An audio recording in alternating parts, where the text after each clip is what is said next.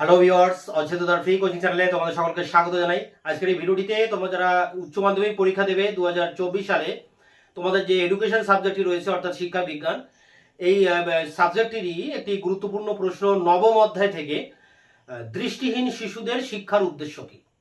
কেন দৃষ্টিহীন শিশুদের শিক্ষা দেওয়া হবে? অন্ধ শিশুদেরকে কেন শিক্ষা দিতে হবে, তার যে উদ্দেশ্যটা কি সেটি নিয়ে বিস্তারিত আলোচনা করব। আলোচনা শেষে উত্তরটি তোমাদের সামনে তুলে ধরব। তোমাদের এই সাবজেক্টটির যে সাজেশন, সেই সাজেশন আমি ইতিমধ্যে আমার চ্যানেলে আপলোড করে দিয়েছি এবং সেই সাজেশন অনুযায়ী আমি একের পর এক বিভিন্ন প্রশ্নের উত্তর এভাবে তোমাদের সামনে নিয়মিতভাবে এরকম নিয়ে আসবো। আলোচনার ভিতর দিয়ে সেই প্রশ্নগুলি তোমাদেরকে বোঝানোর চেষ্টা করব এবং তার উত্তরটি আমি কিন্তু তোমাদের সামনে তুলে ধরবো।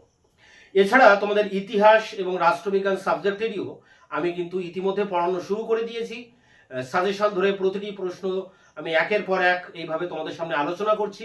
তাই আমার চ্যানেলকে তোমরা অবশ্যই সাবস্ক্রাইব করে রাখবে, বন্ধুদের কাছে শেয়ার করবে, নিজেদের মতামত থাকলে কমেন্ট সেকশনে কমেন্ট করে জানাবে। ভিডিওটি ভালো লাগলে অবশ্যই একটা লাইক দেবে। তো চলো শুরু করা যাক আজকের ক্লাসের মূল আলোচনার বিষয় কি বোর্ডে একবার দেখে নিই।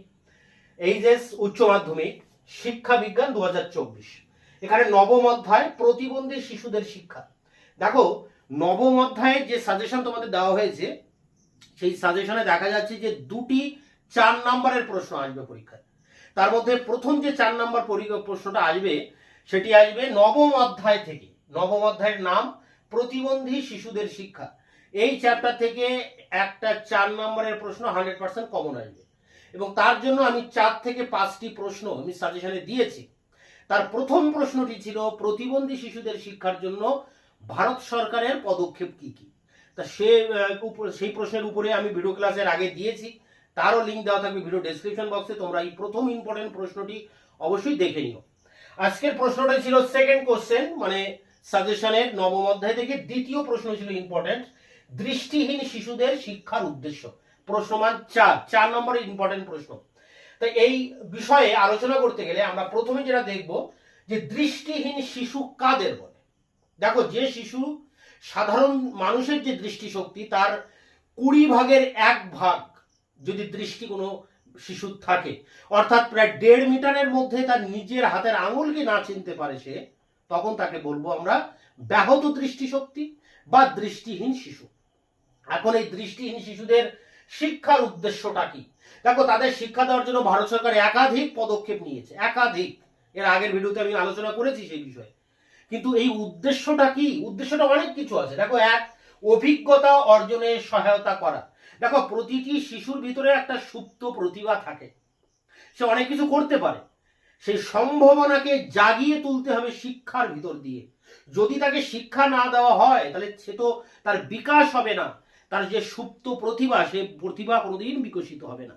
তাই প্রতিটি শিশুর ভিতরে যে সুপ্ত শক্তি আছে, প্রতিভা আছে, সেই প্রতিভাকে বিকশিত করার জন্য শিক্ষার প্রয়োজন। সেই উদ্দেশ্যকে সামনে রেখে শিক্ষার জন্য এই দৃষ্টিহীন শিশুদেরকে শিক্ষা দেওয়া হয়। এরপরে দেখো 2 নম্বরে যেটা রয়েছে, হীনমন্যতা দূরীকরণ ও আত্মবিশ্বাস বৃদ্ধি। দেখো, যেহেতু প্রতিবন্ধী শিশুরা দেখতে পায় না, তাই তাদের একটা হীনমন্যতা কাজ করে।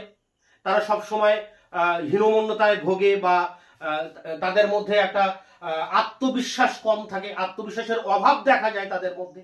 এগুলো শিক্ষার মধ্যে দিয়ে তাদেরকে জাগিয়ে তুলতে হবে, তাদের ভিতরে আত্মবিশ্বাস জাগিয়ে তুলতে হবে এবং তাদের এই হীনমন্যতাকে দূর করতে হবে এবং এই উদ্দেশ্যেই তাদেরকে শিক্ষা দেওয়া হয়। এরপরে দেখো যেটা রয়েছে 3 নম্বর, ইতিবাচক মনোভাব বৃদ্ধি। অর্থাৎ ইতিবাচক মনোভাব বলতে না, ভারতবর্ষের যে উৎপাদনশীলতা, সেই উৎপাদনশীলতায় তাদেরকে অংশগ্রহণ করানোর জন্য তাদেরকে শিক্ষা দেওয়া হবে। অর্থাৎ একটা পজিটিভ চিন্তা ভাবনাকে মাথায় রেখে যে তারাও সাধারণ মানুষের মতো, তারাও দেশের উন্নতিতে কাজে লাগতে পারে, এই চিন্তা ভাবনাকে সামনে রেখে তাদেরকে শিক্ষা দেওয়া হবে।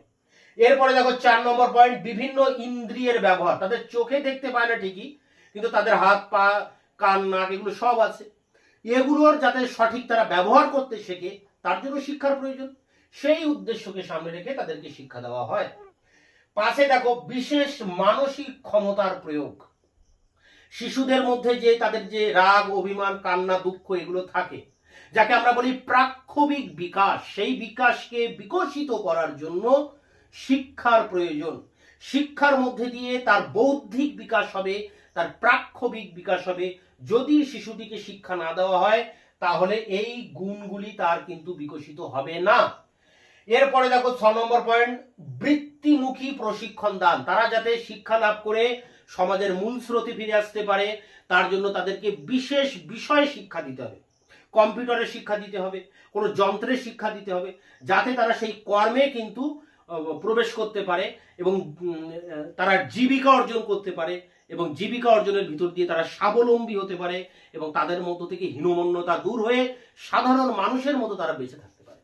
তাই এই উদ্দেশ্যগুলোকে সামনে রেখে তাদেরকে শিক্ষা দেওয়া হয়। উদ্দেশ্যগুলো কি আছে? অভিজ্ঞতা অর্জনে সহায়তা করা, হীনমন্যতা দূর করা, আত্মবিশ্বাস জাগিয়ে তোলা, ইতিবাচক মনোভাব বৃদ্ধি করা, বিভিন্ন ইন্দ্রিয়ের ব্যবহার শেখানো, মানসিক ক্ষমতার প্রয়োগ করতে শেখানো, বৃত্তিমুখী প্রশিক্ষণ দান। এই 6টি পয়েন্টকে পরপর লিখে 2-4 লাইন করে এগুলোকে লিখতে হবে। লিখলে এর যে 4 নম্বরের উত্তরটি কমপ্লিট হবে। তো এর যে প্রপার 4 নম্বরের উত্তরটি আছে সেই উত্তরটি আমি এবার অন স্ক্রিনে আলোচনা করব, তোমরা সেই জায়গা থেকে নোটসটা দেখে দেখে লিখে নিতে পারবে। তো চলো এবার শুরু করি। অন স্ক্রিনে এই প্রশ্নের যে উত্তর সেই উত্তরটি নিয়ে এবার আলোচনা করি। উচ্চ মাধ্যমিক শিক্ষা বিজ্ঞান 9ম অধ্যায়, প্রতিবন্ধী শিশুদের শিক্ষা, প্রশ্নমান 4। প্রশ্নটি হচ্ছে দৃষ্টিহীন শিশুদের শিক্ষার উদ্দেশ্যটা কি। এখানে মূল প্রশ্ন হচ্ছে উদ্দেশ্যটা কি। তো দেখো, প্রথমে আগে দৃষ্টিহীন শিক্ষার্থী কাদের বলে সেটি এখানে লিখতে হবে। ব্যবহারিক দিক থেকে যে ব্যক্তির দৃষ্টিশক্তি 20-এর 1 ভাগের কম বা যে ব্যক্তি 1.5 মিটার দূরত্ব থেকেও আঙুল গুনতে পারে না তাকে দৃষ্টিহীন শিক্ষার্থী বলে। পরে দেখো মূল প্রশ্ন যেটা আছে উদ্দেশ্য, সেই উদ্দেশ্যের উপরে পয়েন্ট, দৃষ্টিহীন শিক্ষার্থীদের শিক্ষার উদ্দেশ্য। দৃষ্টিহীন শিক্ষার্থীদের শিক্ষার উদ্দেশ্যগুলি হলো, প্রথম পয়েন্ট, অভিজ্ঞতা অর্জনের সহায়তা। শ্রবণ, স্পর্শ প্রভৃতি পদ্ধতি অবলম্বন করে দৃষ্টিহীনদের বিভিন্ন বিষয়ে অভিজ্ঞতা অর্জনে সাহায্য করা হয়। এগুলি দৃষ্টিহীনদের সুপ্ত প্রতিভার বিকাশে সাহায্য করে। 2 নম্বর দেখো উদ্দেশ্যটা কি আছে, হীনমন্যতা দূরীকরণ ও আত্মবিশ্বাস বৃদ্ধি। দৃষ্টিহীন শিশুরা চোখে দেখতে না পাওয়ার জন্য সবসময় হীনমন্যতায় ভুগতে থাকে। দৃষ্টিহীন শিশুদের শিক্ষার গুরুত্বপূর্ণ উদ্দেশ্য হলো এদের মধ্যে আত্মবিশ্বাস বাড়িয়ে তোলা, হীনমন্যতা দূর করা এবং পরিবেশের সঙ্গে মানিয়ে চলতে সাহায্য করা। পরে 3 নম্বর উদ্দেশ্য দেখো, ইতিবাচক মনোভাব সৃষ্টি। দৃষ্টিহীনদের শিক্ষার আরেকটি উদ্দেশ্য হলো তাদের সমাজ সচেতন করে তোলা।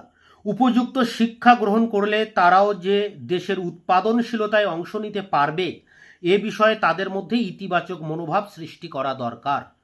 4 নম্বর উদ্দেশ্য, বিভিন্ন ইন্দ্রিয়ের ব্যবহার। চোখ ছাড়া অন্যান্য ইন্দ্রিয়কে দৃষ্টিহীনরা যাতে সাবলীলভাবে ব্যবহার করতে পারে সে বিষয়ে জ্ঞান বা তথ্য পরিবেশন করাও এই শিক্ষার একটি গুরুত্বপূর্ণ উদ্দেশ্য। 5 নম্বর উদ্দেশ্য দেখো, বিশেষ মানসিক ক্ষমতার প্রয়োগ। দৃষ্টিহীন শিশুরা বিশেষ মানসিক ক্ষমতা বা প্রবণতা অনুযায়ী শিক্ষা লাভ করে ভবিষ্যৎ জীবনে যাতে রুজি রোজগার করতে পারে সে বিষয়ে তাদের সহযোগিতা করা এই শিক্ষার অন্যতম উদ্দেশ্য। এবং 6 নম্বরের উদ্দেশ্য দেখো, এটি শেষ পয়েন্ট, বৃত্তিমুখী প্রশিক্ষণ দান। দৃষ্টিহীন শিশুদের শিক্ষার আরেকটি উদ্দেশ্য হলো তাদের বৃত্তিমুখী প্রশিক্ষণ দেওয়া, যা তাদের রুজি রোজগারে সাহায্য করে, ফলে তারা কিছুটা স্বাবলম্বী হয়ে ওঠার সুযোগ পায়। তো এই ছিল দৃষ্টিহীন শিশুদের শিক্ষার উদ্দেশ্যের উপর 4 নম্বরের নোটস। তোমরা এটিকে সংগ্রহ করে পরীক্ষার জন্য প্রস্তুতি নাও। তোমাদের এই সাবজেক্টের অন্যান্য প্রশ্নের উত্তর নিয়ে খুব তাড়াতাড়ি আবার তোমাদের সামনে এসে হাজির হচ্ছি। ততক্ষণে তোমরা চ্যানেলকে সাবস্ক্রাইব করে রাখবে, বন্ধুদের কাছে শেয়ার করবে, নিজেদের মতামত থাকলে কমেন্ট সেকশনে কমেন্ট করে জানাবে এবং ভিডিওটি ভালো লাগলে অবশ্যই একটা লাইক